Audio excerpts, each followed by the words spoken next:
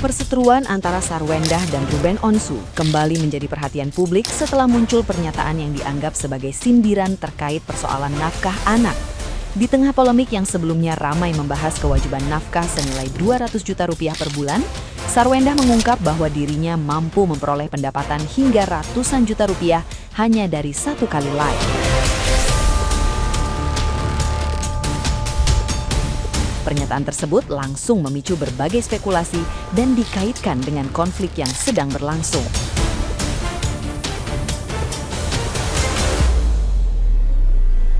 Ucapan itu kemudian memancing beragam reaksi dari netizen yang budiman.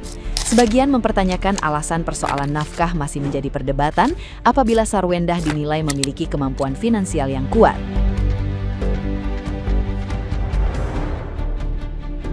Namun, ada pula yang menilai isu tersebut tidak semata berkaitan dengan kemampuan mencari penghasilan, melainkan menyangkut tanggung jawab yang sebelumnya telah disepakati.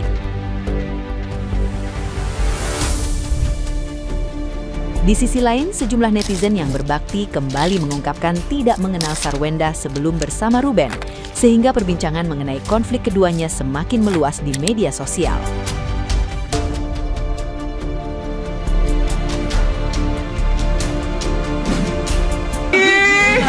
Lunas nggak ngutang. Bang. Ih, kalau jandanya kayak gini mah banyak ini yang mau, janda kaya ini. Lunas nggak ngutang soal. Ya. Nggak butuh duit. Guys, aku mau live dulu ya, guys. Berapa? 200. Bun. 200 itu cuma berapa kali live sih? Oh my god, kali. Beneran ya 200 berapa kali live? Setengah jam. Bye, guys. Boleh sombong nggak sih sekali-kali? Orang dalam tuan tuh bingung ya. Orang dalam tuan dibilangnya kayak gitu. 200 juta apa sih 200 juta itu? Gak usah. Gak usah mengharapkan laki-laki, gak usah. Bisa sendiri. Enggak lah, ngapain harapin laki-laki apalagi Chong. Tahu aku nggak bisa bedain, gue juga dulu nggak bisa bedain sih Chong atau laki. Sekarang aku udah bisa bedain antara Chong sama laki. Putih, di slack itu sama di area belakang lutut. Gue juga nggak butuh duit lo anjing. Sorry. Nah, gimana nih menurut netizen yang terhormat? Silahkan berkomentar ya.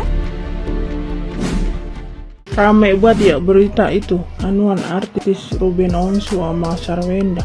Gua mah itu girang banget kalau punya laki nafkain 200 juta. Udah gitu dia pengen ketemu anak. Gua angsong-angsongin gua 200 juta mah. Udah coba 200 juta kagak susah ketemu anak lo gimana? Di luaran sana banyak banget kok janda-janda yang lakinya orang nafkain, orang nemuin. Nah kita perempuan bersyukur banget kalau mantan laki mau nemuin anak mau nafkain mah. Coba apa yang diarah zaman sekarang mah ya dapat laki yang ganteng kagak tanggung jawab bakal apa? Pajangan.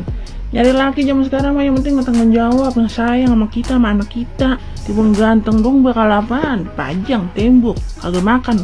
Bidadari busung lapar gara-gara cinta. Hai. Guys, bisa lihat ya. Bisa lihat ya bacotannya ya. Perasaan aku nggak pernah dengar lah si R itu ngejelekan si S kayak gitu ya. Tapi ini kayak suara si S ya. Apalagi Chong katanya. Gak ngaca. Kau dikenal nama siapa? Kau dikenal gara-gara lu jadi bininya si Bensu. Terus sekarang kau, Terus kau bilang Chong kayak gitu tapi punya anak dari dia. Terus lu bilang katanya ditipu. Gara-gara lu sekarang punya yang ganteng kayak gitu. Ganteng bukan ukuran. Kejantanan pun, penampilan pun bukan ukuran. Banyak sekarang yang ganteng-ganteng jadi botik. Jaga baca tanah S. Kalau lu nggak nikah sama si Ruben, siapa loh? Jalben aja di Depak. Nggak laku, nggak ada lu. Ininya apa? Ininya di dunia entertainment lu. Kalau nggak dikenal, istrinya Ruben, mantan istrinya Ruben. Lagian pacar lo sekarang aja terkenalnya gara-gara deket sama Allah, walaupun CEO terkenalnya gara-gara deket Allah, dimana Allah itu ada embel-embel mantan Ruben Onsu. Coba kalau Allah tidak ada embel-embel mantan Ruben Onsu, siapa Allah? Najis baca. Kalian tahu nggak suara yang itu? Suara yang bilang, ya enggak lah yang ngapain juga gue berharap sama Chong. Dulu mah gue ditipu kok sampai bertahun-tahun gitu ya, sampai punya anak 2. Kau bilang Chong tapi anakmu 2 ya. Katanya kau wanita dewasa, Tidak suka ngomong kasar. Kau itu adalah orangnya lugu. Makanya fans kau tuh senang banget sama yang namanya Mamiu Papich. Ya katanya gitu kaunya. Tapi buktinya, ayo, gini deh. Sebagai wanita dewasa nih aku kasih tahu. Kalau kau benar-benar dewasa, nggak mungkin kau tega ngomongin bapak dari anak kau. Nggak mungkin itu, nggak mungkin. Ya, karena apa? Karena jejak digital ini jahat, Bo. Jahat banget. Terus apakah kau nggak berpikir ketika anak-anakmu ngelihat ini nanti jejak digital kau ngomong cong sama ayahnya? Iya kan? Aduh, katanya fansnya tuh, Mami itu tuh orangnya lugu, terus dia tuh orangnya sabar, nggak pernah ngomong yang begini-gini. Contohnya, buktinya tuh videonya kalian cari coba. Mereka ngomong apa, ya mereka ngegibah apa, ya giliran sekarang aja bilang cong. Dulu aja gara-gara orang cong itu kok dapat gono gini banyak, gara-gara cong itu kok bisa OP mukamu dan berubah dari yang dulu sampai yang sekarang, dan kok bisa menikmati sama orang lain tuh wajahnya. Karena uangnya siapa? Karena uangnya cong itu, ya kan. Jadi sebagai wanita dewasa ini, kalau kita mempunyai anak dari laki-laki itu, yang kau anggap cong itu, nggak usahlah sampai segitunya. Oh juga cong itu tuh sudah ngeliat nih semua badan-badan kita seandainya nih, ya kan? Berarti kau juga nggak punya harga diri. Kenapa kau mau bertahun-tahun sama yang cong? Enggak lah, enggak begitu pikiran orang dewasa ya. Sadar ya, fokus ke topik awal ya. Topik bagaimana kalian bisa adil dalam pembagian anak di sono dan di sini, di sono dan di sini.